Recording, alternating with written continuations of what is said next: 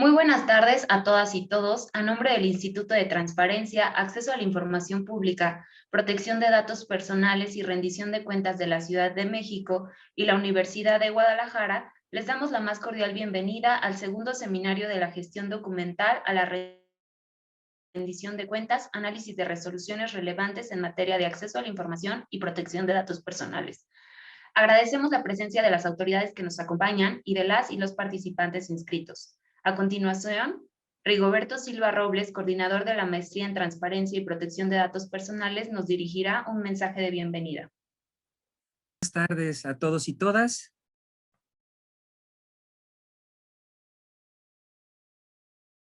En nombre de la rectora del Sistema de Universidad Virtual de la Universidad de Guadalajara, la doctora María Esther Avelar Álvarez, les damos a todos y todas la más cordial de las bienvenidas al segundo seminario de la gestión documental a la rendición de cuentas, análisis de resoluciones relevantes en materia de acceso a la información y protección de datos personales, organizado por este posgrado y por el Instituto de Transparencia, Acceso a la Información Pública y Protección de Datos Personales y Rendición de Cuentas de la Ciudad de México. En nombre de la rectora, quiero agradecer al maestro Julio César Bonilla Gutiérrez, comisionado presidente del Info Ciudad de México, y al maestro Arístides Rodrigo Guerrero, comisionado ciudadano del mismo órgano garante, por colaborar e involucrarse en la organización del segundo seminario. Sin duda, esta colaboración será la primera de muchas que esperamos se tengan entre ambas instituciones. Quiero decirles que en este evento, que nace a iniciativa de la maestra Ana Olvera Arellano y que es fortalecido por la participación de estudiantes, egresados y miembros del núcleo académico básico del posgrado, tiene en esta edición una temática relevante. Nos permitirá conocer en voz de actores, de órganos garantes y de miembros del núcleo académico básico del posgrado el análisis de resoluciones en materia de acceso a la información y protección de datos personales. Particularmente a la comunidad académica de nuestro posgrado, quiero decirles que tenemos aquí una gran oportunidad para fortalecer nuestra producción académica. Estoy seguro que así será.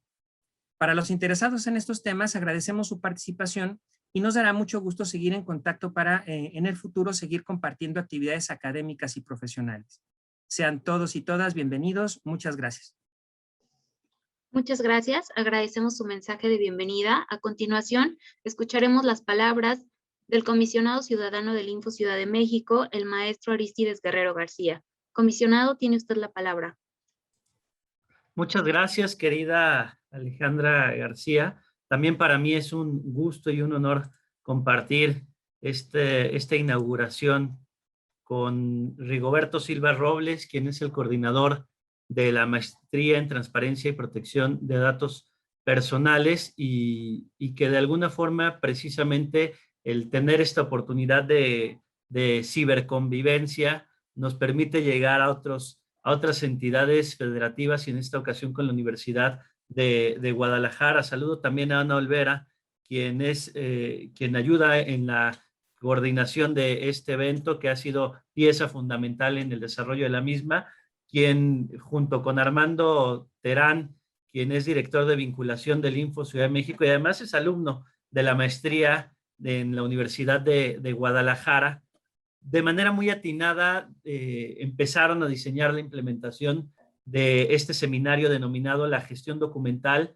a la Rendición de Cuentas, Análisis de Resoluciones Relevantes en materia de acceso a la información y protección de datos personales. Siempre lo he dicho, la academia y la docencia representan un elemento fundamental para los órganos garantes, porque es en la academia donde podemos ir discutiendo todos los criterios relevantes. Y en la docencia precisamente comparto esta pasión con mi amigo y compañero de batallas y presidente del Info Ciudad de México, el maestro Julio César Bonilla Gutiérrez, quien además es coordinador nacional de órganos garantes. Es el primer coordinador nacional de órganos garantes emanado del Info Ciudad de México y precisamente le entregó la batuta otra comisionada muy destacada, jalisciense, la maestra Cintia Cantero, quien antes era la coordinadora nacional y con quien nos une además una gran amistad junto con las y los demás comisionados de este órgano garante. Pues de hecho hoy vamos a tener a el comisionado Salvador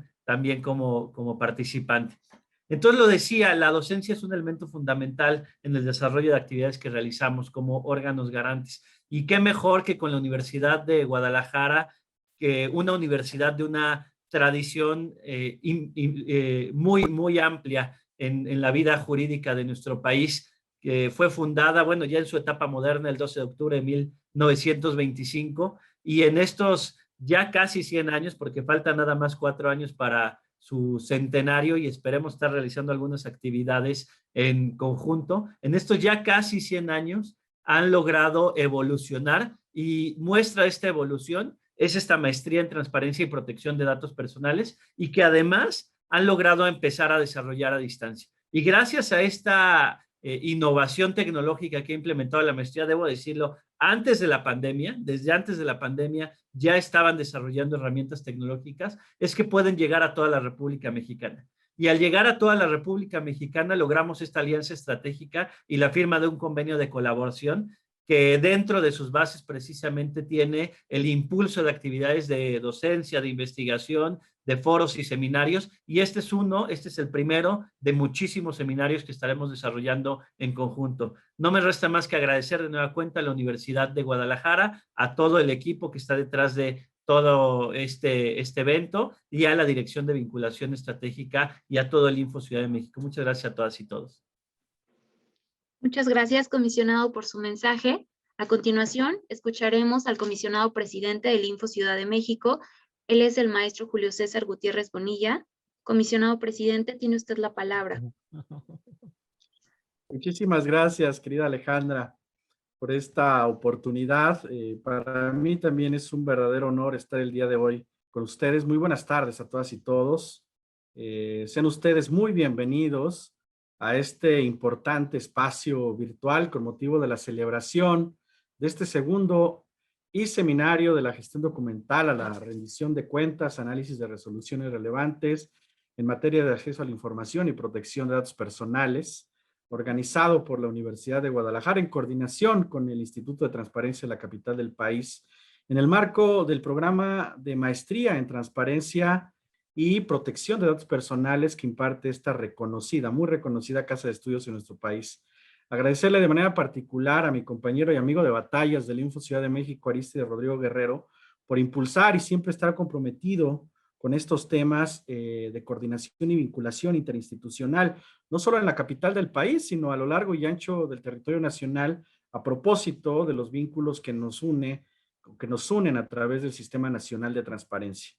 De manera particular, reconocer los esfuerzos, la dedicación y el entusiasmo con que han tomado esta iniciativa tanto Rigoberto Silva como Ana Olvera Arellano, que ya se ha reconocido aquí, que son los impulsores centrales de esta gran iniciativa y que seguramente tendrá muy buenos resultados.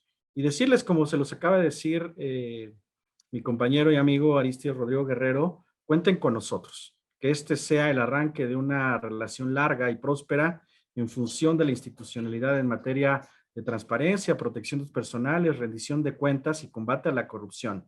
Porque si algo hoy representa la transparencia es esta transversalidad dentro del modelo democrático en México. También quiero agradecer la presencia de Miguel Ángel Hernández, de Francisco Javier Lozano, de Yadira Alejandra García Esparza y naturalmente de Armando Tadeo Terán, este binomio con Rodrigo que ha logrado estos impulsos a lo largo de la Dirección de Vinculación y Proyección Estratégica del Info Ciudad de México.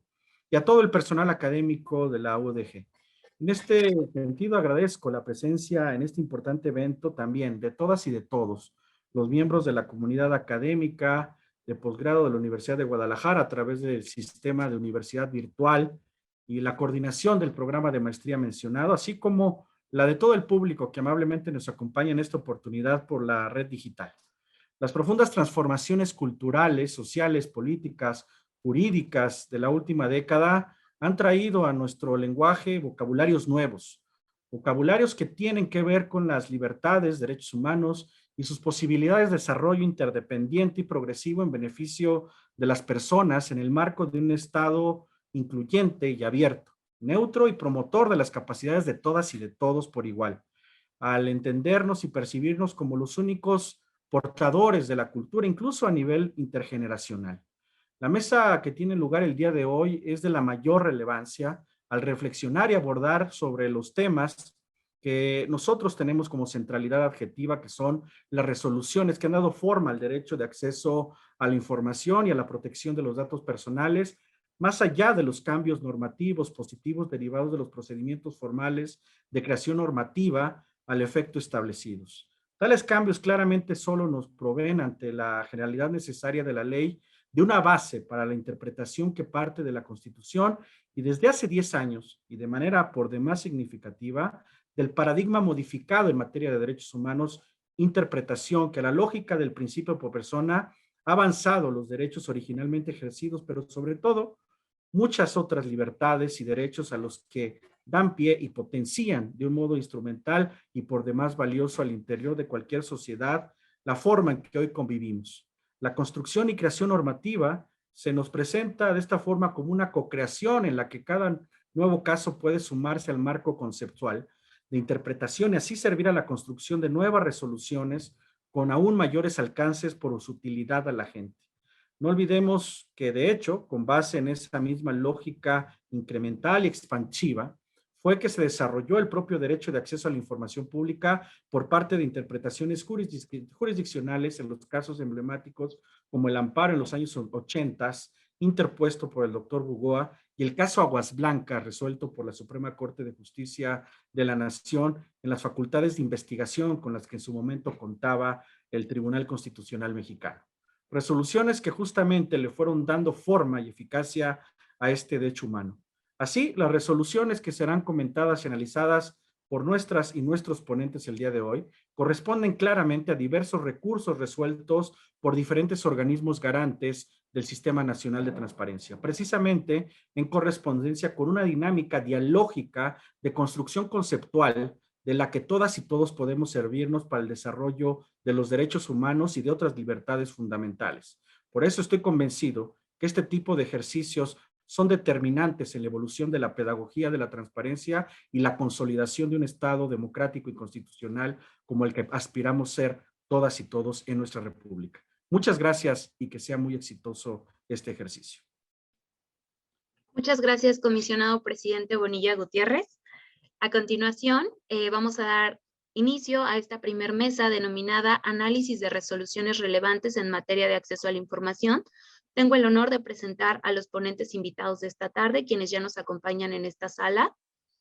En un primer momento escucharemos al doctor Francisco Javier Lozano Martínez, quien es académico de la Universidad de Guadalajara.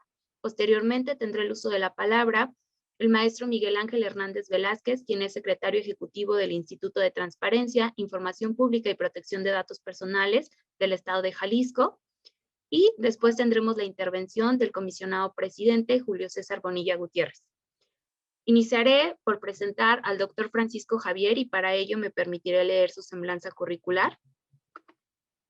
Él es licenciado en Estudios Políticos y de Gobierno, es maestro en Ciencias Sociales con especialidad en Estudios Latinoamericanos, doctor en Ciencias Sociales con especialidad en Estudios Regionales, grados obtenidos en la Universidad de Guadalajara. Es profesor de tiempo completo en la Universidad de Guadalajara, está adscrito al sistema de universidad virtual en el Departamento de Programas Educativos, ha participado en programas de colaboración, es licenciado en Seguridad Ciudadana, maestría en Transparencia y Protección de Datos Personales, se desarrolla en áreas de docencia, de investigación social, políticas públicas y desarrollo de proyectos de investigación. Es miembro del cuerpo académico UDG 1097, Cultura de la Paz y Participación Ciudadana. Es miembro también del Sistema Nacional de Investigadores, miembro del Núcleo Académico Básico del CONACYT, de la Maestría en Transparencia y Protección de Datos Personales de la UDG. Sus líneas de investigación son democracia, gobernanza, participación ciudadana, cultura de la paz, violencia, seguridad ciudadana y políticas públicas. Sin más preámbulo, tiene usted la palabra, doctor, hasta por 15 minutos. Bien, muchas gracias, Alejandra, y saludo a mis compañeras y compañeros, colegas esta tarde. Me da mucho gusto compartir la mesa con ustedes. Y bueno, agradecer a la Maestría en Transparencia y Protección de Datos Personales, así como al Instituto de Transparencia, Acceso a la Información Pública, Protección de Datos Personales y Rendición de Cuentas de la Ciudad de México por esta invitación que recibí con mucho gusto. Permítame entonces entrar en materia. Como ya lo mencionaron hace rato, vamos a exponer algunos casos que tienen que ver con el ejercicio del acceso a la información y transparencia en nuestro país. Y bueno, quisiera decir que la resolución que me toca compartir en esta tarde la voy a observar desde una perspectiva un poco más contextual y política. Mi profesión no es la de abogado, y a pesar de que son documentos que están sustentados en estas leyes que, bueno, normatizan el tema de la transparencia y el acceso a la información, pues la lectura que quiero compartir con ustedes es una lectura que complementa la visión jurídica, institucional, procesal, que es el acceso a la información. Y bueno, voy a dividir la presentación en 3 partes, de manera muy breve. La primera tiene que ver con un contexto general sobre el tema de la construcción del aeropuerto internacional Felipe Ángeles, que está en Santa Lucía, en el Estado de México, y que, bueno, como todos sabemos, es una obra que está pues encomendada a la Secretaría de la Defensa Nacional, al Ejército, pues, ¿no? Por el presidente Andrés Manuel López Obrador principalmente. Después voy a darle, digamos, una cronología general a la petición de información que se da a partir del Portal Nacional de Transparencia y cómo se dio el caso, pues, de la solicitud de información sobre la construcción del aeropuerto. Y finalmente voy a hacer un pequeño análisis a partir de la perspectiva de la subjetividad política, ¿no? Como decía, le voy a dar una lectura complementaria, no necesariamente jurídica a la resolución del caso, pero espero que esto pueda abrir precisamente pues un análisis paralelo a lo que implica la normativa y bueno, compartir el diálogo aquí con mis compañeros ponentes que también va a ser, sé que sumamente rico. Bueno, entonces, permítame contextualizar primero, como lo decía hace rato. En el Plan Nacional de Desarrollo de 2019 a 2024, que fue publicado en julio del 2019 en el Diario Oficial de la Federación, se menciona como parte del desarrollo estratégico en el aspecto económico la ampliación y consolidación de infraestructura aeroportuaria en México que contempla varias obras. Una de las principales es precisamente la construcción del Aeropuerto Internacional Felipe Ángeles en Santa Lucía, como decía hace ratito. Ustedes lo pueden ver ahí en el Plan Nacional de Desarrollo, que es parte de una estrategia de la actual administración para precisamente fomentar el comercio, el turismo y, bueno, activar más la economía por el lado de la infraestructura que tiene que ver con los aeropuertos, ¿no? Y entonces aquí en el Plan Nacional se contempla la construcción de este aeropuerto y más o menos el monto de inversión que originalmente había estado pensado en 100,000 millones de pesos, ¿no? Y el gobierno pues toma la decisión de que este aeropuerto va a ser construido porque recordemos que ya existe aquí una base aérea que controlan los militares. Y bueno, en febrero del 2019, el presidente Andrés Manuel López Obrador anuncia que este aeropuerto no solo iba a ser construido por la Sedena, sino que la administración y la operación también estarían a cargo del ejército y por lo tanto, la renta, los beneficios, las utilidades económicas, pues, derivadas de esta actividad, pues iban a ir directamente a las finanzas de la Secretaría de la Defensa Nacional del Ejército.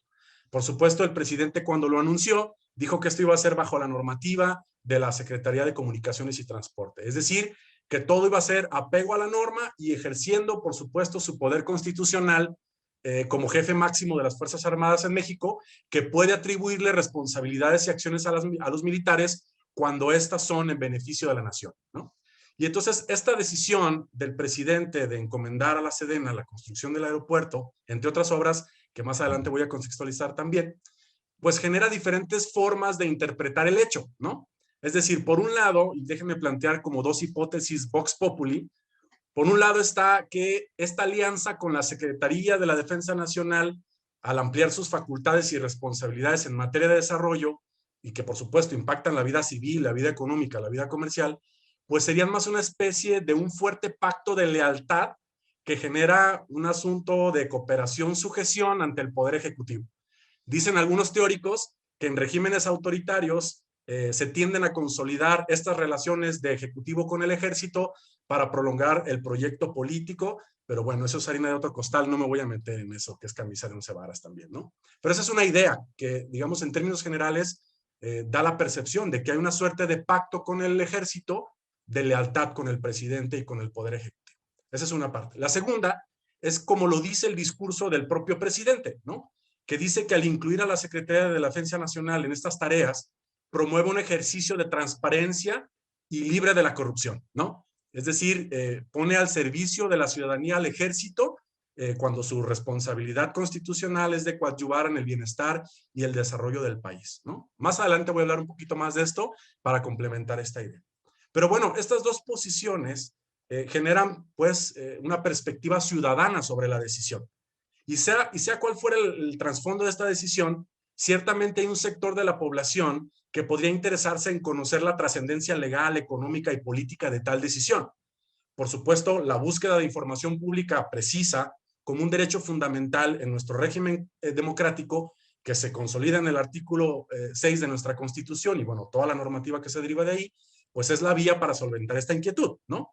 Y si bien los documentos oficiales con información valiosa para comprender las acciones de gobierno no responden a todas las preguntas que se generan a partir de decisiones políticas, pues ciertamente es un aliciente para contextualizar dichas decisiones y tratar de entender mejor la realidad política y la realidad gubernamental de nuestro país. Bueno, así, un ciudadano solicita información a través de la Plataforma de Transparencia Nacional el 11 de marzo del año 2020. Hace su solicitud por la plataforma y lo que lanza este ciudadano o ciudadana es dos preguntas esenciales, basados por supuesto en los fundamentos de los artículos de la Constitución Política y de la Ley de Transparencia y Acceso a la Información Pública que todos los presentes seguramente conocen, y lanza dos preguntas que las quiero compartir, las voy a leer.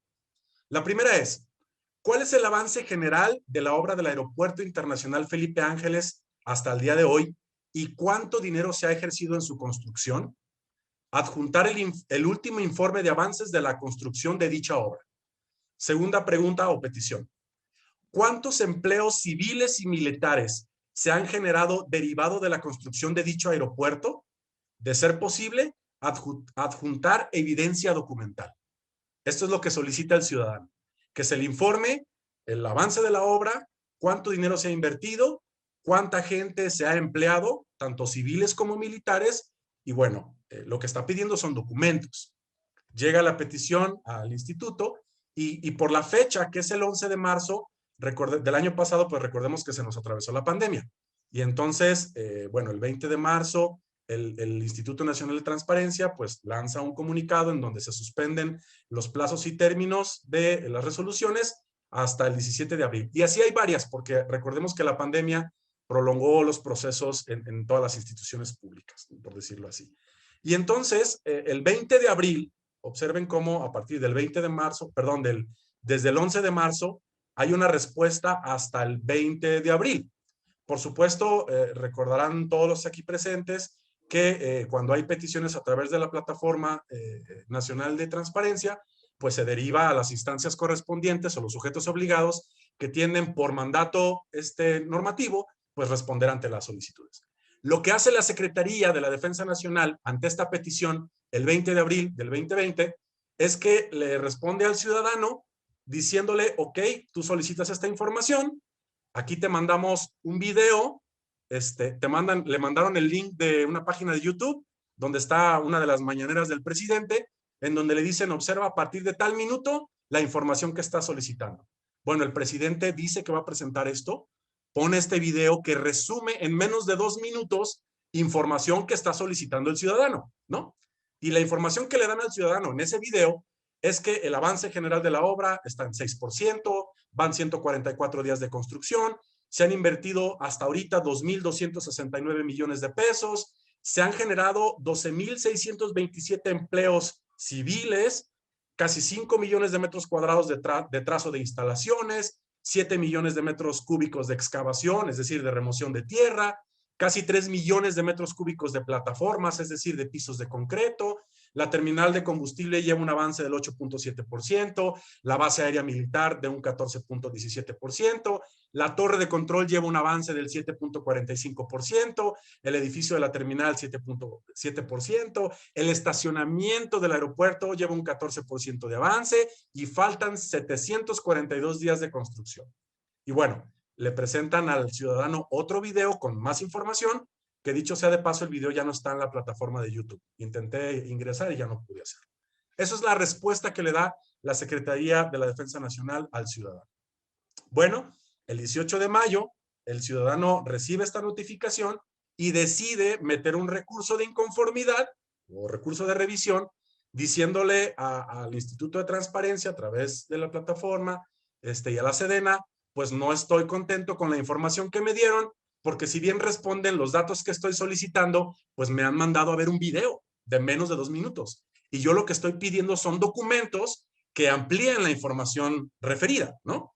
Por supuesto, entendemos que en los documentos oficiales tiene que haber cuentas completas, tiene que haber nombres de empleados, tiene que haber empresas subcontratadas, toda aquella información que contextualice y clarifique y le dé certeza al público de todo lo que tiene que ver con la construcción del aeropuerto en este sentido, ¿no? Y entonces el ciudadano se queja y les dice, no estoy conforme con esta resolución, y ese mismo día, el 18 de mayo, es decir, 2 meses después de marzo, abril, mayo, 3 meses después de la petición original, pues el comisionado presidente se la turna a un comisionado ponente, Monterrey Chepop, para los efectos de los artículos correspondientes para que se revise la querella o la inconformidad del ciudadano y por lo tanto se haga un análisis para ver si la información es propicia, si es completa o le faltó información para otorgar a la Sedena al ciudadano. Y entonces, bueno, pasan los días, le notifican, como dice la ley, a la Sedena de esta inconformidad y la Sedena lo que hace en respuesta el 11 de junio, justamente 7 días hábiles después de la querella, o que le notifica pues el instituto, dice la Sedena, pues mi respuesta final es que la solicitud de acceso fue atendida en tiempo y forma, cumplimos con los artículos de la Ley Federal de Transparencia, le dimos los datos que estaba solicitando, y la ley nos obliga, en el artículo 132, que cuando la información ya está disponible por medios impresos, por libros, trípticos, registros públicos, en formatos electrónicos, inclusive disponibles en Internet, pues podemos reproducir y podemos compartir esa información.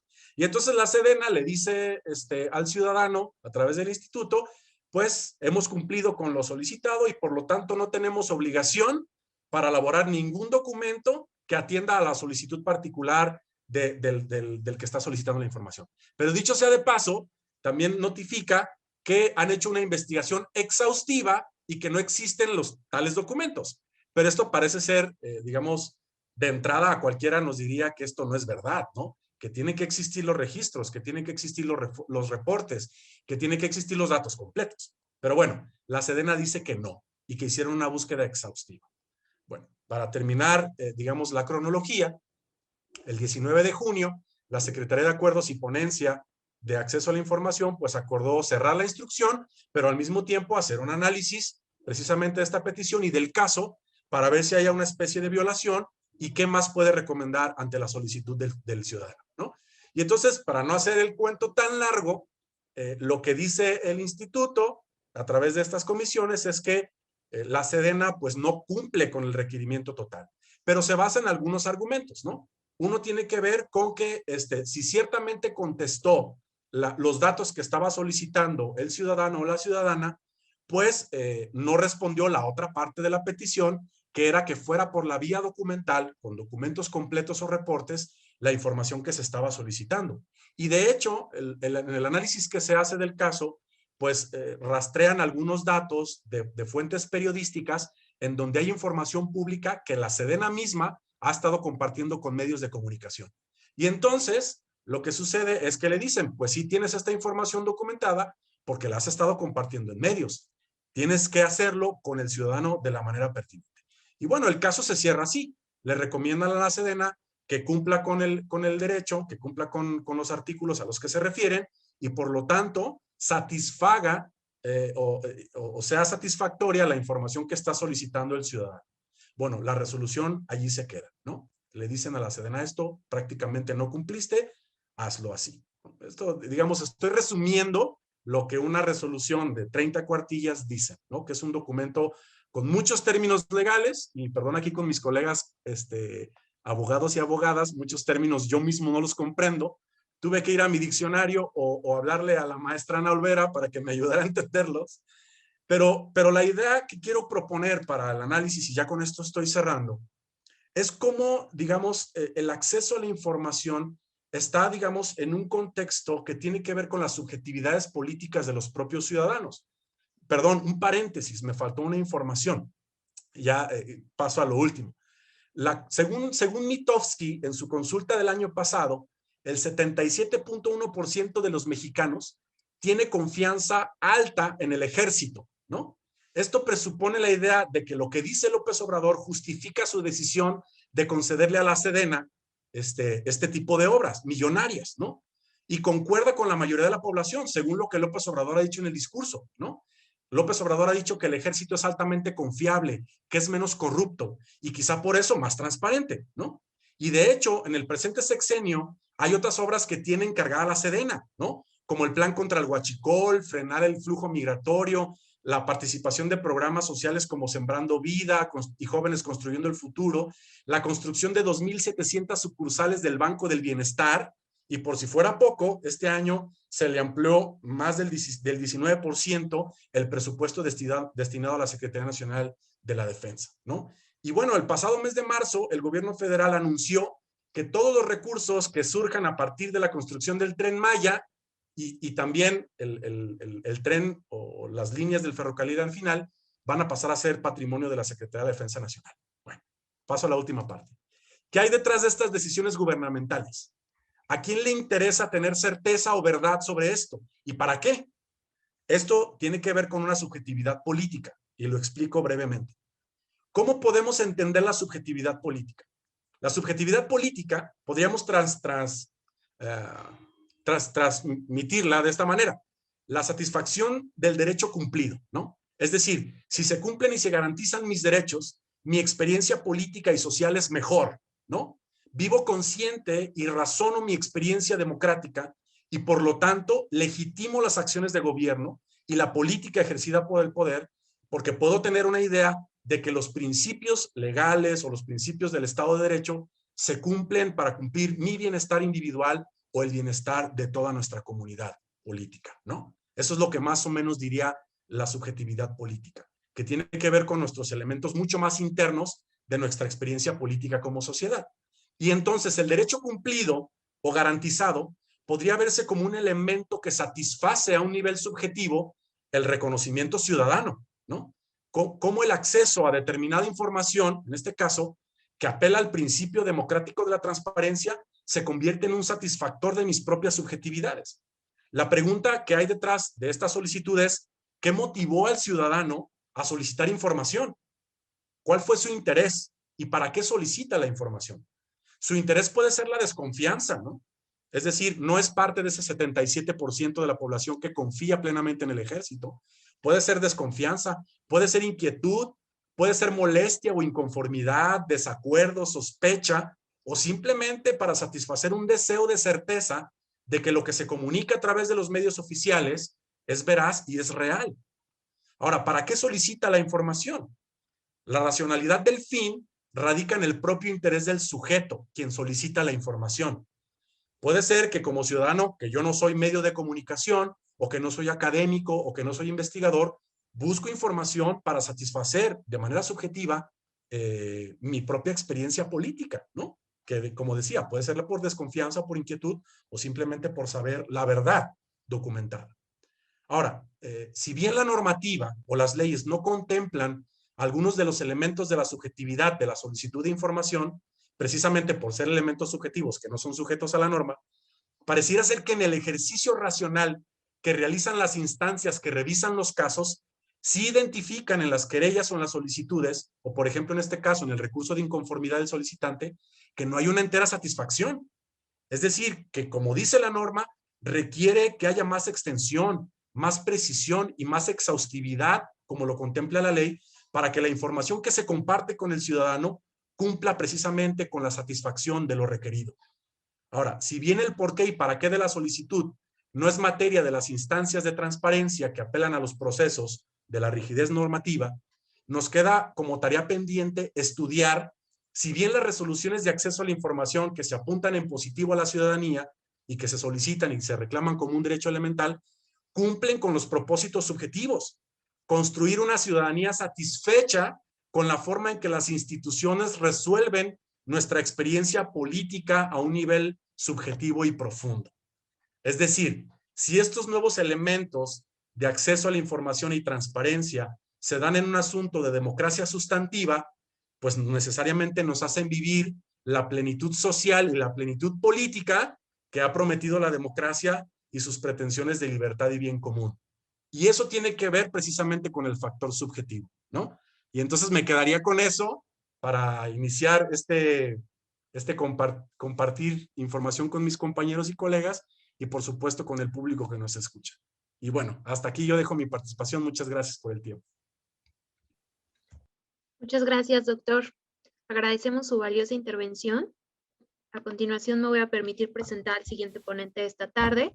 Él es Miguel Ángel Hernández Vázquez y voy a leer su semblanza curricular. Es licenciado en Derecho por el Instituto Tecnológico de Estudios Superiores de Monterrey, Campus Estado de México, y maestro en Transparencia y Protección de Datos Personales por la Universidad de Guadalajara, además de ser doctorante en Anticorrupción y Sistema de Justicia del Centro de Estudios de Posgrado de Chetumal.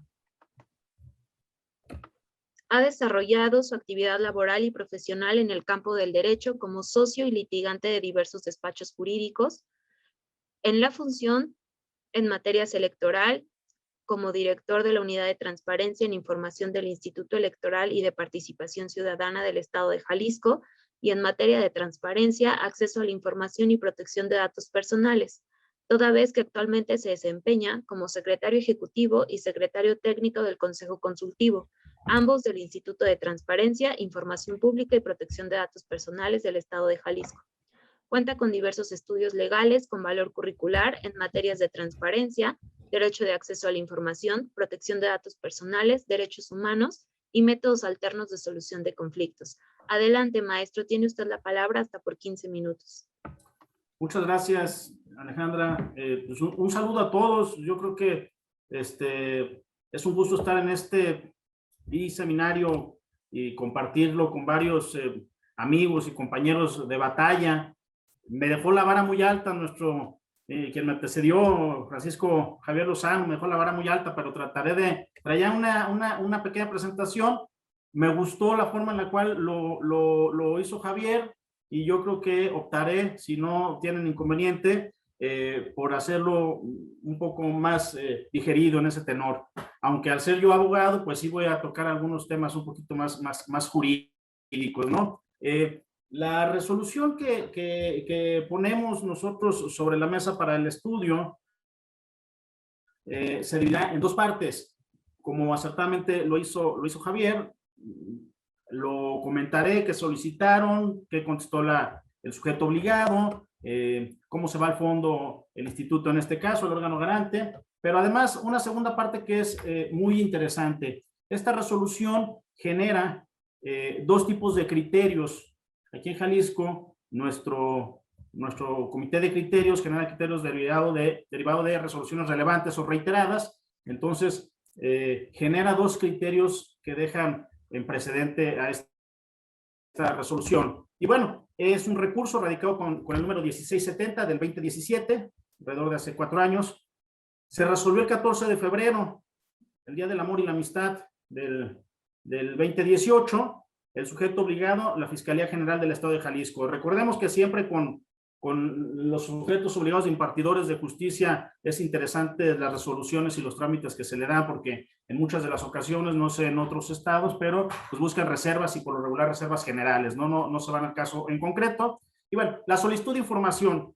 La solicitud de información fue consistente en requerir respecto de la etapa procesal de las averiguaciones previas y o carpetas de investigación que se hayan iniciado en contra de una ciudadana que en ese momento era funcionaria pública, era regidora del municipio de Guadalajara, derivado de la investigación de algún delito en el periodo del 1 de enero del 27 al 17 de noviembre del 2017, o sea, 10 años. 10 años, y este asunto fue muy sonado aquí en Jalisco porque derivado del asunto o de este procedimiento se le llamó Ley de Panteones. Fue acusada por varios medios de comunicación de pedir algunos favores en contraprestación para darle continuidad a la comisión que ella desempeñaba en ese momento. Y bueno, ¿qué responde el sujeto obligado? El sujeto obligado recordemos, la Fiscalía emite una respuesta en sentido negativo totalmente y clasifica la información como reservada y confidencial, las dos, de entrada, con base en un acta de clasificación de fecha 31 de marzo del 2017. Y pues ello se basa o se fundamenta en el artículo 17, fracción 17.1, fracción primera, inciso A, C y F, y el 20 y 21 de la ley local, que daré lectura muy breve. Y menciona el 17, el catálogo de la información reservada. El A menciona que es la que compromete la seguridad del Estado, del municipio, la seguridad pública estatal o municipal, o la seguridad e integridad de quienes laboran o hubiesen laborado en estas áreas. La C, que ponga en riesgo la vida o seguridad o la salud de cualquier persona. La F, que cause perjuicio grave a las actividades de prevención y persecución de los delitos. Ese es el artículo 17. En el artículo 20, lo que se menciona es que nadie podrá ser obligado a proporcionar información referente a sus datos sensibles o aquella que pudiera propiciar expresión o discriminación, intolerancia. Y el 21, bueno, los datos personales de una persona que son una persona física identificada o identificable. En ese tenor, la respuesta del sujeto obligado hizo alusión a las facultades jurisdiccionales o discrecionales del Ministerio Público.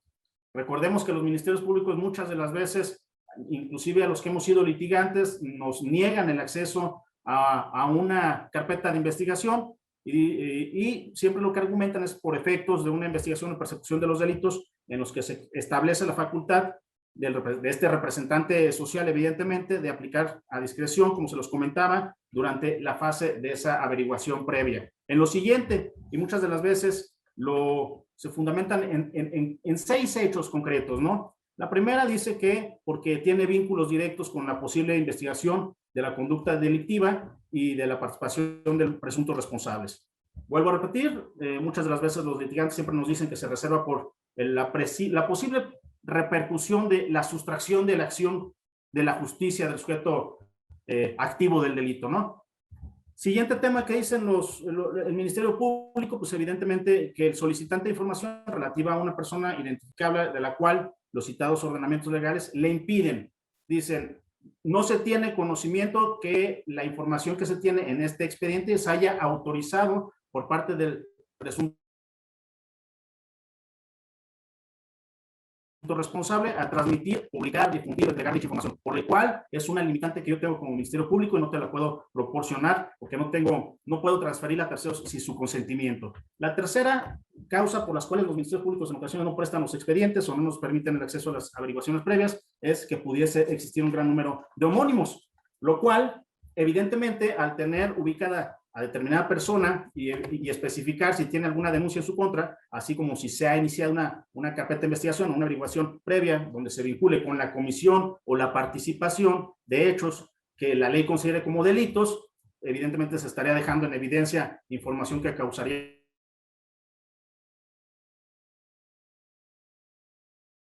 un agravio a la sociedad, ¿no? Ya que pudiese dilatar, entorpecer o dificultar el actuar de este representante social, no haciendo posible la evasión de la acción de la justicia. Otro de los temas que comentan es que dentro de las carpetas de investigación toda persona imputada tiene derecho a que se presuma su inocencia. Y bueno, evidentemente a que se le hagan saber los hechos de los cuales se le acusan. Por el quinto punto que manifiestan los ministerios públicos es que ministrar o acceder a aquellos expedientes de investigación e integración o alguno de los documentos ligados directamente con las mismas podría lesionar el derecho de terceros. ¿Y esto qué es? Pues evidentemente dicen que pueden identificar al Ministerio Público que investiga o persigue el delito que se señala, ¿no? Y por último, una de las cuartas que pudiese existir un gran número de acciones innecesarias para determinar una probable responsabilidad, ¿no? En ese tenor, ¿qué dice el solicitante? El solicitante, cuando le contestan esto, presenta su recurso de revisión ante el órgano garante, se inconforma y dice que el recurso de revisión, y al entrar el órgano garante al estudio, pues el recurso de revisión en estudio resulta procedente, de conformidad con lo establecido en el artículo 93.1, fracción quinta, toda vez que el sujeto negó totalmente, como se los decía, el acceso a la información pública clasificada indebidamente como confidencial o reservada. ¿Qué sigue? Bueno, pues evidentemente el órgano garante al entrar al estudio y al ver que se niega indebidamente, se le requiere al sujeto obligado, en este caso recordemos la Fiscalía en el Estado, para que entregue la información correspondiente a las averiguaciones previas y o carpetas de investigación que se hayan iniciado en contra de la ciudadana Elisa Ayón Hernández, de aquellas que correspondan al ejercicio, como comentaba, 1 de enero 2007 al 17 de noviembre 2017, en un informe específico que contenga que 5 cosas muy sencillas: fecha de la apertura de la averiguación previa o la carpeta de investigación; la segunda, a través de un listado que permite identificar la cantidad de expedientes que se iniciaron, cuantitativos, números nada más; tercero, el delito por el cual se aperturó cada uno de los expedientes; el cuarto, el municipio, porque además he de decir, un tema que se me olvidó al inicio, el solicitante en Jalisco, al igual que el Estado de México, tenemos 125 municipios, entonces pedía la información de los 123 municipios que hubiera existido, ¿no? Entonces, el municipio donde se configuró la posible comisión del delito, y por último, el estado procesal general, sin que ello revele información determinante o concluyente de la investigación. Evidentemente, la resolución de este órgano garante en Jalisco modifica la respuesta del sujeto obligado y se le requiere, a efecto de que, por conducto de la unidad de transparencia, esta Fiscalía General del Estado, dentro del plazo de 10 días hábiles, contados a partir de que surte efectos, evidentemente, la notificación. Estos son términos muy legaloides que usamos de manera continua, entregue la información señalada en la presente, o en su momento emita un acta de clasificación que atienda al caso concreto. Vuelvo a repetir al inicio lo que comentaba. Por lo regular, la Fiscalía en todos los estados, o tengo conocimiento que casi todos los estados hacen actas genéricas, ¿no? Generales. Hay una solicitud y atraen esa acta. Bueno, pues evidentemente se modifica y viene el tema de la relevancia, ¿no? Recordemos, la información reservada confidencial solo podrá ser reservada por razones de interés público y seguridad nacional en los términos que fijen las leyes, y ellos se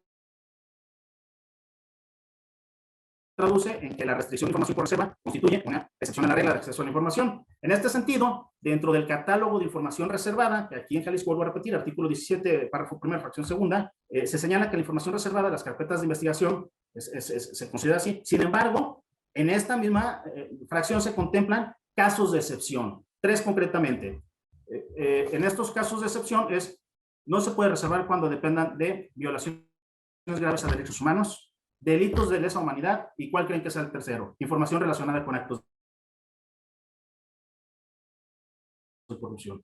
Bueno, por ello resulta aplicable un criterio jurisprudencial que establece que el derecho de acceso a la información es la base para que los gobernadores, o los gobernados, perdón, no los gobernadores, los gobernados ejerzcan el control respecto al funcionamiento institucional de los poderes públicos. De esta forma, se estima que sí es factible entregar información concerniente a las averiguaciones previas, sobre aquellas denuncias que deriven de actos realizados en ejercicio de la función pública, recordemos, exregidora, tales como estadísticas, cantidad de averiguaciones previas, el número de expedientes, la etapa procesal, sin que ello revele la información concluyente que pueda afectar la investigación de dichos expedientes. Y bueno, empiezo a concluir lo que les comentaba a un inicio. Se emiten 2 criterios por parte de nuestro comité. Uno de ellos es el criterio radicado con el número 04/2018, salió por unanimidad, evidentemente fue un tipo de criterio relevante, y en lo subsecuente, cualquier información o cualquier solicitud de información que vuelva a requerir exactamente lo mismo, ya lo que hace la ponencia instructora es jala este número de criterio que respecta a actos de corrupción. Y un segundo criterio, notas periodísticas. Bien importante, pues evidentemente las notas periodísticas constituyen elementos de convicción sobre la existencia de información a la que se refieren, ponderando siempre las circunstancias existentes en cada caso en concreto. Si así se aportan varias notas periodísticas provenientes de distintos órganos de información que gocen evidentemente de prestigio, porque también hay muchos medios de comunicación que no tienen un verdadero prestigio, atribuidos a diferentes autores y coincidentes en lo sustancial, además de los hechos notorios y la reproducción de las declaraciones o manifestaciones de los servidores públicos, estas constituirán un mayor valor probatorio a la presunción de la existencia de la información. Es por todo sabido, y más ahorita en tiempos electorales, que algunos candidatos que buscan alguna reelección o algunos candidatos que quieren ser, en algún momento ocupar algún otro cargo, sacan algunas notas abriendo no sé, inaugurando un pozo de agua, pavimentando una calle, y hay varias notas periodísticas. Cuando solicitan información al respecto de esa información, dicen pues que no existe. Entonces, si las notas periodísticas o lo declararon ellos en algún momento, pues existe una presunción de información y no tienen vuelta de hoja. Yo creo, hasta aquí terminó mi primer participación para dar agilidad y paso a los siguientes expositores. Y bueno, quedo a la orden. Muchas gracias, maestro. Al final vamos a dar una sesión para responder algunas preguntas que han sido captadas por parte de la audiencia de esta tarde. Y a continuación vamos a presentar al comisionado presidente del Info Ciudad de México. Voy a permitirme leer su semblanza curricular. Él es el maestro Julio César Bonilla Gutiérrez, quien fue electo por el Pleno del Congreso de la Ciudad de México para desempeñar el cargo de comisionado ciudadano del Instituto de Transparencia, Acceso a la Información Pública, Protección de Datos Personales y Rendición de Cuentas de la Ciudad de México el 20 de diciembre del 2018. Por voto unánime de sus compañeras y compañeros del Pleno, fue designado comisionado presidente. Él es maestro en Derecho por la División de Estudios de Posgrado de la Facultad de Derecho de la Universidad Nacional Autónoma de México. Es especialista en Derecho Electoral, con mención honorífica por la División de Estudios de Posgrado de la misma facultad, donde obtuvo la medalla al mérito universitario Alfonso Caso en el año 2015. Cuenta con un máster en Protección Constitucional y en el Sistema Interamericano de los Derechos Fundamentales, doctor Jorge Carpizo, en 2015, por parte del Instituto de Investigaciones Jurídicas de la UNAM y del Instituto de Derecho Parlamentario de la Universidad Complutense de Madrid. Comisionado presidente, tiene usted la palabra. Muchísimas gracias y muy buenas tardes a todas y todos. Para mí es un verdadero honor estar con ustedes en esta sesión que invita a una reflexión muy profunda sobre lo que representa hoy la transparencia, el acceso a la información pública en la democracia moderna, a propósito de la primera intervención realizada por Francisco Javier y que complementó muy bien Miguel Ángel. Y naturalmente habrá que entender cuál es el contexto democrático en el que se desarrolla la institucionalidad en materia de transparencia. México ha avanzado, ya está con la mayoría de edad, por lo que hace las reformas constitucionales y las leyes reglamentarias en la materia, al menos de la primera generación, 2002. 2014, 2015 significó otro parteaguas abierto a propósito de la transparencia, el combate a la corrupción, la rendición de cuentas y la protección de los datos personales. Y citando naturalmente en este caso a Héctor Aguilar Camín, a propósito de la autonomía que de facto se adquirió en la primer gran alternancia política en México hacia el año 2000. Hoy, ¿qué representa la transparencia? Como un mecanismo que facilita o permite también la rendición de cuentas, ¿no? ¿Y qué hubiera sucedido si entre el año 2000 y 2014 o 2018 tuviéramos todo este andamiaje, no solo normativo, sino institucional y democrático, para haber contenido una serie de irregularidades en materia de corrupción? Porque como ustedes saben, entre el año 2000 y el año 2014, la Federación transfirió a los estados una cantidad equivalente a 355 mil millones de dólares. Los gobiernos locales iniciaron así su viaje al paraíso fiscal. Fueron ricos sin tener que cobrar impuestos ni rendir cuentas a quienes les daban el dinero, que era la Federación. Y vimos con estupefacción, como lo dice José Antonio Aguilar Rivera, cómo del huevo del federalismo salían feos dragones, irresponsables, codiciosos y hambrientos de fondos públicos. Tanto dinero público suelto no hizo sino multiplicar las ventanillas de la corrupción en México. Y no teníamos controles como hoy los tenemos.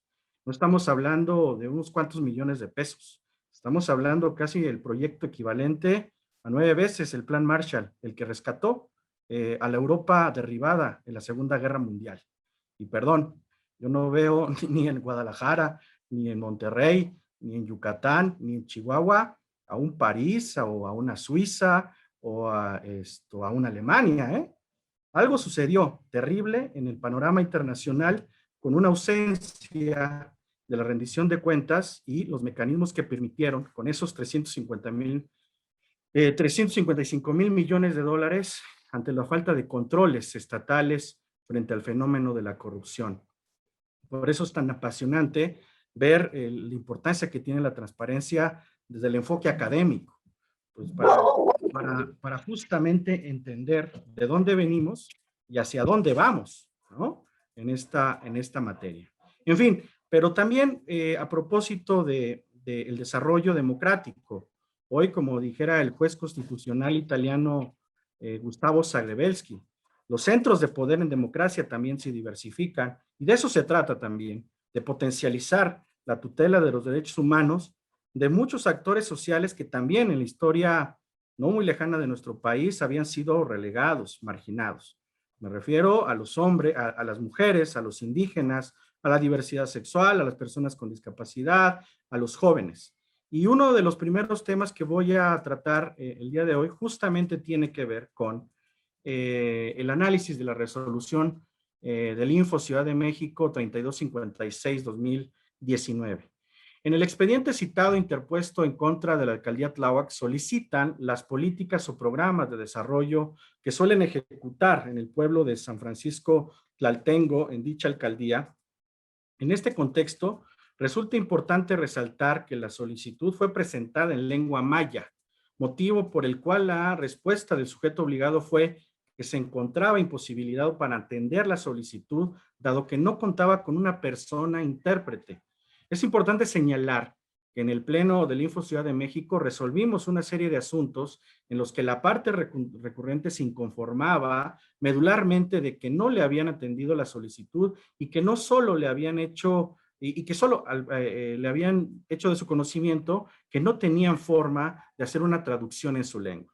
Estas resoluciones significaron un parteaguas en el Pleno, pues desde el primer momento se generó una serie de reuniones de trabajo con la Secretaría de Pueblos y Barrios Originarios de la capital del país para que por su conducto contáramos con una persona traductora a la lengua maya al español.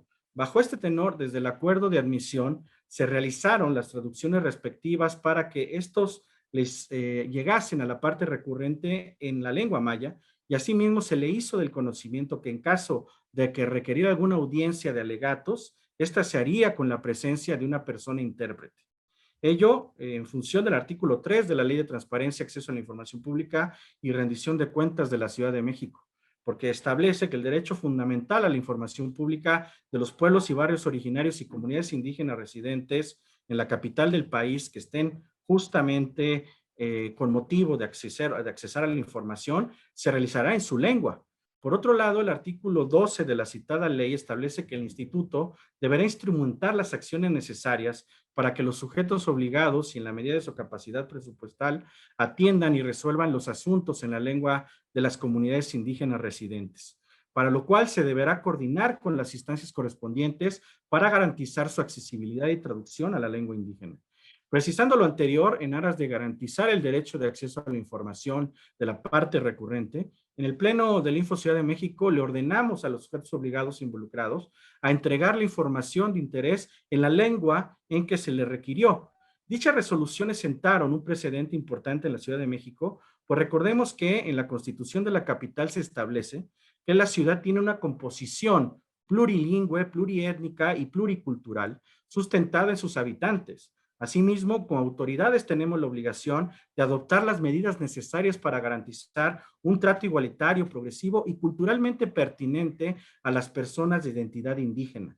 Por ello, es que en cumplimiento a las disposiciones constitucionales y legales, el Info Ciudad de México realizó en todo momento un acompañamiento a la parte recurrente, en este caso a quien estaba solicitando información, garantizando su derecho que está en la base constitucional y reglamentaria. Y con esto complemento, como antecedieron mis compañeros de mesa, no se trata de que los derechos estén ahí solamente en el papel o escritos. Se trata de poner en acción a los derechos y que las personas logren ejercitarlos y que la tutela sea efectiva, porque eso de programático que nunca me ha gustado a propósito de los derechos sociales, se tiene que convertir en una realidad.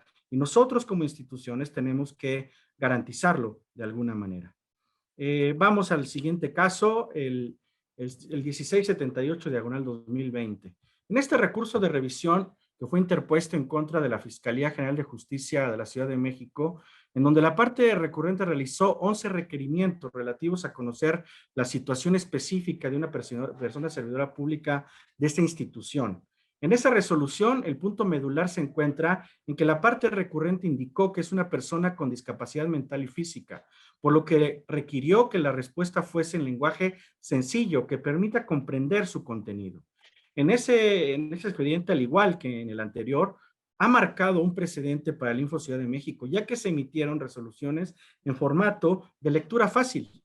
Recordemos que el Estado mexicano firmó y ratificó la Convención Interamericana para la eliminación de todas las formas de discriminación contra las personas con discapacidad. Dicha convención establece que los estados parte debemos de comprometernos a adoptar medidas legislativas, sociales, educativas, laborales o de cualquier otra naturaleza para eliminar la discriminación hacia las personas con discapacidad, así como impulsar su integración en la sociedad. Asimismo, indica que se debe maximizar todo el ejercicio de sus derechos porque justamente siendo personas con discapacidad lo necesitan aún más. Por otro lado, partiendo del artículo 1 de nuestra Constitución Federal que establece que todas las personas gozan de los derechos humanos reconocidos en la Constitución, así como en los tratados internacionales de los que el Estado mexicano sea parte, y partiendo de esta premisa y concatenando con el artículo 6 que es el artículo origen del acceso a la información pública, se puede concluir que es obligación garantizar este derecho de acceso a la información a las personas con discapacidad. Asimismo, la Ley General para la Inclusión de las Personas con Discapacidad establece en su artículo 32 que todas las personas con discapacidad tienen el derecho a recibir y que se les facilite información mediante cualquier forma de comunicación, por lo que las autoridades deberán de facilitar de manera oportuna y sin costo la información en formatos accesibles, promoviendo la utilización de la lengua de señas mexicanas, sistema braille y otros modos y medios de formatos de comunicación. En relación con todo lo anterior, la citada ley contempla la figura de ajustes razonables, lo que significa que son aquellas modificaciones y adaptaciones necesarias que no impongan una carga desproporcionada o indebida para garantizar a las personas con discapacidad el ejercicio de sus derechos en igualdad de condiciones con los demás. Y en este contexto, la Ley de Transparencia de la Ciudad de México señala que para el acceso a la información deberá eliminarse las barreras y dificultades para las personas con discapacidad para que éstas puedan acceder a cualquier texto impreso o en cualquier otro formato en el que puedan encontrarse. Es por ello que el instituto sostuvo mesas de trabajo con el Instituto de las Personas con Discapacidad para que nos orientara a elaborar resoluciones en formato de lectura fácil para así cumplir con las disposiciones conferidas al Info Ciudad de México y así entregar la resolución a la parte recurrente en un formato accesible.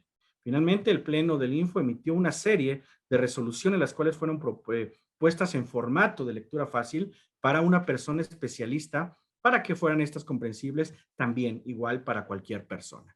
Y debo agradecer aquí una vez más el compromiso que ha tenido mi compañero de Pleno, Arístides Rodrigo Guerrero, en su labor permanente de vinculación con este tipo de sectores, pero además con las instituciones que son motor y que estratégicamente se han fusionado con el Info para garantizar este tipo de derechos. Vamos al RA 0621 del 12. El sujeto obligado era el Instituto Mexicano del Seguro Social. La comisionada ponente en este caso era Sigrid Arts Colunga. Este es del entonces CIFAI. Esta resolución fue emitida el 11 de julio de 2012, antes de la expedición de la Ley General de Transparencia y Acceso a la Información Pública.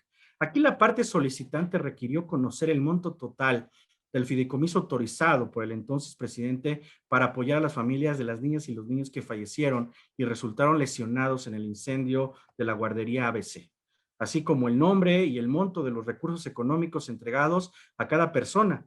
Finalmente, el total de los recursos en apoyo médico, asistencial, de traslado, rehabilitación y demás que se hayan invertido por parte del gobierno federal. Por su parte, el sujeto obligado respondió el requerimiento 1 señalando que el monto total del fideicomiso fue de 250 millones de pesos, por lo que hace al punto 3 indicó que al 25 de noviembre de 2011 se llevaba eragada la cantidad de 62.535.133 pesos por concepto de apoyo médico asistencial, traslado, rehabilitación y demás por el siniestro de la guardería ABC.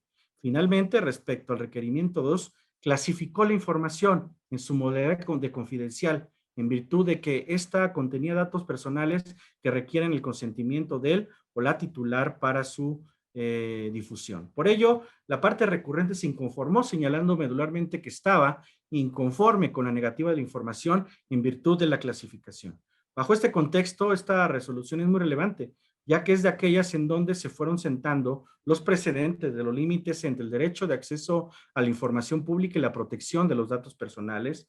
La entonces ponente realiza un análisis exhaustivo del marco convencional y nacional que se ha establecido en relación con estos derechos. Así, la Corte Interamericana, en el caso Clau Reyes y otros contra Chile, estableció que el principio de máxima divulgación refiere a que en que la parte de la premisa que toda la información, parte de la premisa de que toda la información es accesible. Sin embargo, está sujeta a un sistema restringido de excepciones, misma que deben estar previstas en el marco normativo, recordando que la Ley Federal de Transparencia y Acceso a la Información Pública Gubernamental estableció una serie de limitaciones al derecho de acceso a la información pública. Una de esas excepciones es la establecida en la fracción 2 del artículo 18, que señala que será considerada información confidencial los datos personales que requieran el consentimiento de los individuos para su difusión. Como lo he establecido en diversas ocasiones, en posicionamientos en el Pleno del Info Ciudad de México, ningún derecho es absoluto.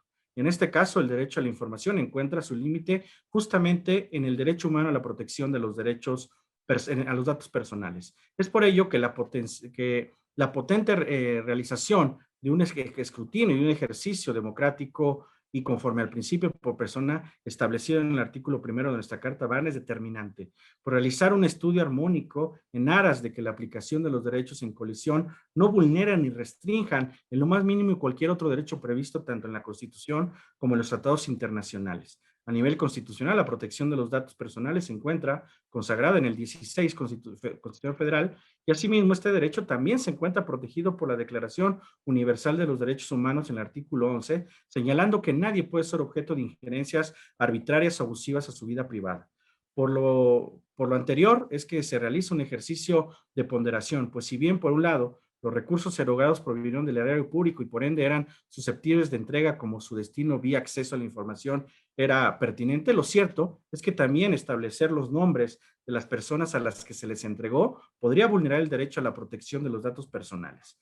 Es así que al realizar un análisis profundo de los principios de idoneidad, necesidad y proporcionalidad, el Pleno del entonces IFAI concluyó que los nombres de las personas a las que se les ha otorgado el recurso público con motivo del incendio de la guardería ABC actualizaba el supuesto establecido en la fracción segunda del artículo 18 de la entonces Ley Federal de Transparencia, por lo que confirmó la clasificación de los nombres.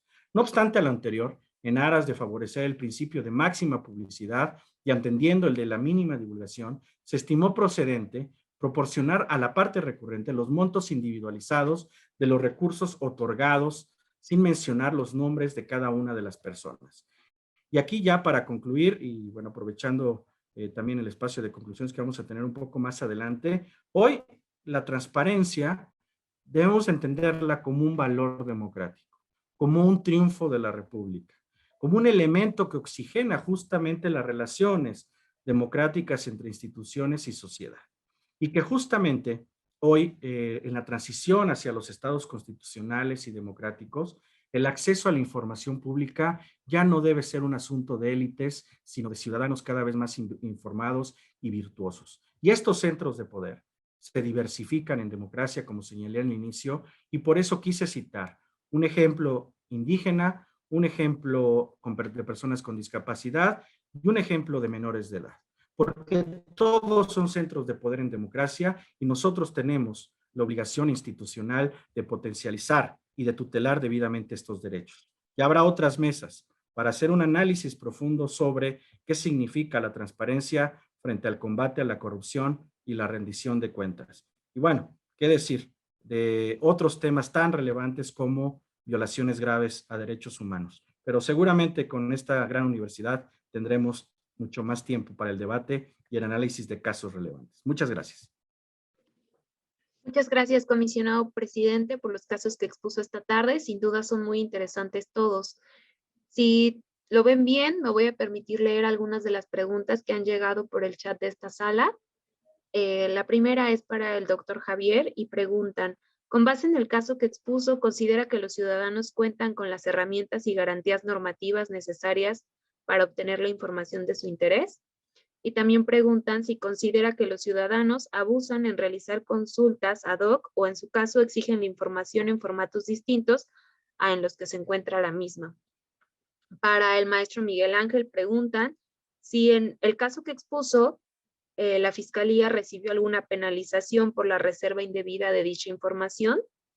También preguntan si las notas periodísticas generan prueba plena dependiendo de la fuente o cuál es la forma de calificar dichas notas periodísticas.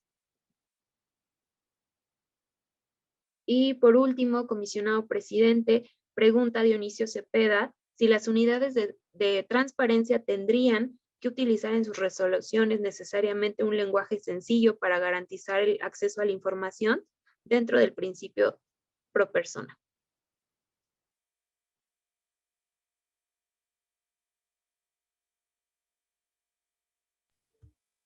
Toca responder, ¿verdad? Sí. Sí, en el orden que gusten. Bueno, gracias, Alejandra. Ya tomé la palabra. Me disculpo con mis compañeros. Bueno, son dos preguntas interesantes. La primera, creo que se resuelve más sencillo. Que si considero que hay o existen las herramientas suficientes para los ciudadanos para acceder a este derecho, por supuesto que sí. Es decir, tenemos instituciones y leyes que están muy delimitadas, están muy clarificadas en cuanto a sus funciones, los procesos y todo lo que conlleva, digamos, el tema del acceso a la información. Ahora, justo preguntaba, y esto se asocia a la segunda pregunta, ¿cuál es la motivación para solicitar la información y cuál es la utilidad o el fin último de la información? No necesariamente creo que los ciudadanos abusan de eso, ¿no? El ciudadano, independientemente de su interés, tiene un fin, ¿no? Y el fin es precisamente tener acceso a la mayor cantidad de información que le sea suficiente, por un lado, como lo decía hace rato, como un satisfactor de derecho, pero por otro lado también con el interés que lo ha motivado a solicitar la información. No es lo mismo, por ejemplo, un periodista, ¿no?, que está haciendo una investigación sobre un tema y que solicita determinada información y que tiene un fin periodístico de comunicación, a un académico o una académica, ¿no? O un ciudadano que, como decía hace rato, está inquieto por una decisión gubernamental o tiene necesidad de ampliar la información para tener certeza en sus propias decisiones, ¿no? Miren, por ejemplo, quienes estudian bien el voto, quienes razonan el voto, inclusive pueden acceder a información o solicitar información para razonarlo mejor, ¿no? Y tener una elección para legitimar a un gobierno o a un partido en turno o no hacerlo. Y eso también es bastante legítimo, no importa necesariamente el formato, aunque sabemos que la ley enmarca los formatos, ¿no? Al final de cuentas, como son instituciones de carácter público, pues la ley misma los obliga a que toda su información, como su nombre lo dice, salvo la reserva de la seguridad, ¿no?, y la reserva del interés público, pues publicar toda la información en el formato disponible y accesible. Pero justo por las tecnologías de la información, ahora ya tenemos otros medios de comunicación que están en donde podemos acceder a información, no solo discursiva, sino información estadística o información económica o financiera, ¿no? Y justo tenemos en la maestría un proyecto de uno de nuestros estudiantes que está trabajando, por ejemplo, la información que se publica en Twitter o en Facebook, ¿no? Que es información que puede ser sujeta para el análisis o que puede ser parte de un ejercicio de transparencia, por ejemplo, ¿no? Y entonces hay muchas modalidades, pues que ya ahora ya, en donde ya podemos acceder a la información de distintas formas, pero sí creo, y creo que ese también es objeto de estudio, que las instituciones públicas, como detrás de ellas hay intereses políticos, intereses de sectores, que muchas veces hay trabas burocráticas precisamente para no publicar información o para ocultar información al ciudadano. Pero ese es otro tema, ¿no? Que acompaña el tema de la transparencia y que tiene que ver con actos de corrupción, por ejemplo, ¿no? Y ahí digamos que no es terreno tan sencillo, pero creo que como ciudadanos también estamos haciendo el esfuerzo por tener en otros formatos, bueno, no en otros formatos, pero accesos a información que a veces es obstaculizada para su publicación. Y creo que ese es un tema que, como toca intereses políticos o intereses de sectores, pues es todavía un tema delicado. No creo que haya un abuso en los formatos. Creo que la gente tiene el derecho a acceder a la información, sea cual fuere su modalidad de publicación. Muchas gracias. Maestro, si gusta contestar sus preguntas. Sí, muchas gracias, Alejandra. Comenzaré por la segunda. Si estos hechos notorios, hasta dónde se les puede dar esa probanza. Déjenme comentarles que el artículo 88 del Código Federal de Procedimientos Civiles menciona que los tribunales pueden invocar hechos notorios, aunque no hayan sido alegados ni probados en las partes. Concretamente, el criterio 1-2019 del ITEI, lo leo textualmente: los medios probatorios que se hacen consistir en notas periodísticas solo pueden arrojar indicios sobre la existencia de la información a la que se refiere y se deba ponderar las circunstancias existentes en cada caso concreto. Y a la segunda pregunta, que era la primera, que si hasta dónde se fue o qué sanción se le impuso, bueno, en esta ocasión solamente se le apercibió al titular de la unidad de transparencia que lo subsecuente no hiciera clasificaciones genéricas. De lo contrario, se le podría iniciar o podría el pleno del instituto ordenar un procedimiento de responsabilidad administrativa, que lo que arrojan estos procedimientos son multas pecuniarias. Ojo, aquí con la homologación de la ley general existen medidas de apremio donde vienen desde amonestaciones, multas y algo bien interesante. Jalisco es el único estado, hasta donde tengo entendido, que en sus medidas de apremio contempla arrestos administrativos.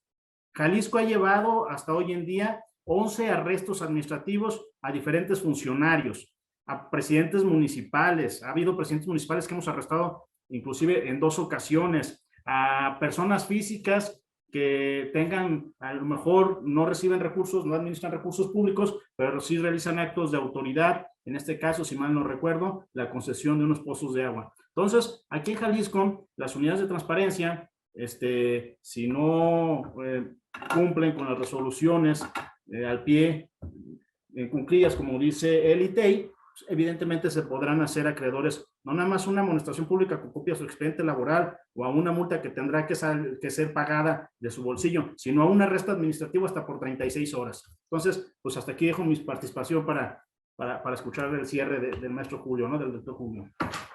Muchas gracias. Comisionado presidente, tenemos una pregunta más en el chat. Preguntan si el Info Ciudad de México ha generado un compendio de criterios y si es así, si hubiera forma de acceder a ellos.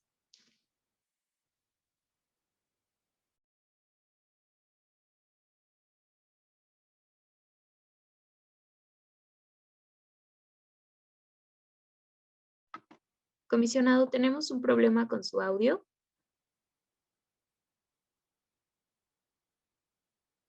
Ya quedó. Gracias. Gracias. A ver, para la primera pregunta tiene una respuesta en la base constitucional, en el primero de la Constitución Federal, y leo literalmente: todas las autoridades en el ámbito de su competencia tienen la obligación de promover, respetar, proteger y garantizar los derechos humanos de conformidad con los principios de universalidad, interdependencia, indivisibilidad y progresividad. Eso significa que sí. Y por lo que hace al convenio, en eso estamos justamente. Estamos construyendo de manera sólida entre las diversas ponencias y los equipos de trabajo este producto que va a ser de mucha utilidad para la capital del país, para que de manera uniforme se vayan generando justamente líneas argumentativas sólidas hacia el futuro y que nos sirvan también como precedentes para casos relevantes como los que hoy se han citado. Así que en breve tendremos ya este aparato de criterios para que todo el mundo pueda acceder a ellos. Y bueno, finalmente decir, nosotros tenemos una autoridad dual, somos una institución que fue pensada así por el modelo democrático mexicano, a diferencia de otras instituciones en otras latitudes, naturalmente. Tenemos la obligación de tutelar el derecho de acceso a la información pública consagrado en el 6º constitucional, pero también tenemos la obligación de tutelar el derecho a la protección de los datos personales consagrado en el 16 de la Constitución Federal.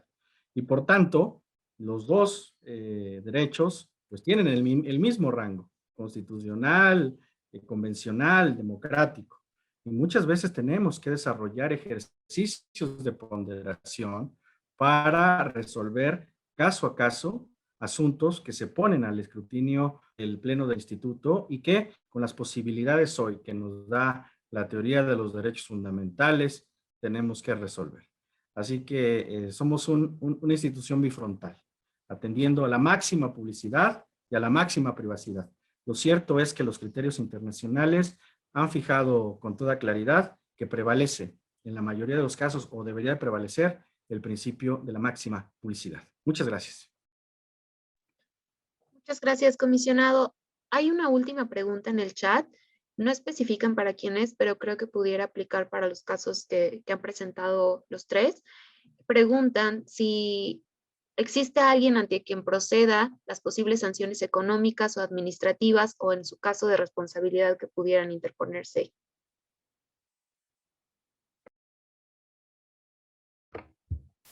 Sí, si no tienen inconveniente, Alejandra, aquí en la legislación en Jalisco, derivado de los procedimientos de responsabilidad administrativa, que son diferentes a las medidas de apremio, se puede textualmente en la legislación presentar un recurso ante el contencioso administrativo, recordando que las resoluciones que emite el ITEI son inatacables e inapelables para el sujeto obligado, no así para el ciudadano, que podrá presentar un recurso evidentemente inconforme ante el INAI, aunque siempre cabe el recurso pues, del amparo, ¿no? Hasta aquí mi participación. No sé si Francisco o Julio quisieran agregar algo más.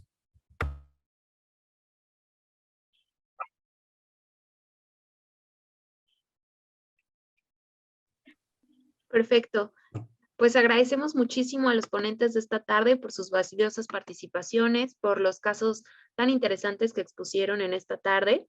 Les recuerdo a todos los presentes que la mesa 2 se realizará en unos minutos. Aquí en el chat voy a pegar la liga para que puedan conectarse al siguiente panel. Agradezco muchísimo la asistencia de todos y todos. Esto sería todo por esta tarde. Muchas gracias. Muchas gracias a todos y saludos. Gracias, saludos a todas y a todos. Mucho gusto. Qué gusto, gracias. muchas gracias. Abrazo fuerte a todas y todos. Felicidades, excelentes ponencias. Y Gracias, felicidades, muchas Rodri. gracias.